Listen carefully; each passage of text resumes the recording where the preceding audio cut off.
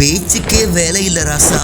தப்பு பெருசா பேண்ட் பெருசான்னு அடிச்சு பார்த்திடலாம். ஈரான் முடிவால் வெள்ளை மாளிகையில் ஒப்பாரி வைக்கும் டொனால்டு ட்ரம்ப். ஈரான் அமெரிக்கா போரில் மத்தியஸ்தம் செய்வதற்காக பாகிஸ்தானை அமெரிக்கா நியமித்திருந்தது. அமெரிக்கா கொடுக்கும் டீலை ஈரானை ஏற்றுக்கொள்ள வைப்பதுதான் பாகிஸ்தானின் வேலை. ஆனால் இதில் பாகிஸ்தான் சொதப்பி இருப்பதால் பேச்சுவார்த்தை தோல்வியில் முடிந்திருக்கின்றது. அமெரிக்கா மற்றும் ஈரானுக்கு இடையிலான போர் நிறுத்த பேச்சுவார்த்தை தடைப்பட்டுள்ளதை தி வால் ஸ்ட்ரீட் ஜேர்னல் உறுதிப்படுத்தியுள்ளது. அமெரிக்காவின் கோரிக்கைகளை ஈரான் ஏற்க மறுத்துள்ளது. பாகிஸ்தானை வைத்து முன்னெடுக்கப்பட்ட முயற்சிகள் தோல்வியடைந்துள்ளன. இஸ்லாமாபாத்தில் அமெரிக்க அதிகாரிகளை சந்திக்க ஈரான் விரும்பவில்லை என்றும் அமெரிக்காவின் கோரிக்கைகள் ஏற்றுக்கொள்ள முடியாதவை என்றும் பாகிஸ்தானிடம் ஈரான் தெரிவித்ததாக வால் ஸ்ட்ரீட் ஜேர்னல் குறிப்பிட்டுள்ளது. அமெரிக்க அதிபர் டொனால்டு ட்ரம்ப் சமீபத்தில் தான் ஈரானுடன் பேச்சுவார்த்தை சுமூகமாக போய்கொண்டிருக்கிறது என்று கூறியிருந்தார். இப்படி இருக்கையில் ஈரான் வெளிப்படையாக பேச்சுவார்த்தை தோல்வியடைந்திருப்பதாக கூறியிருப்பது ட்ரம்பிற்கு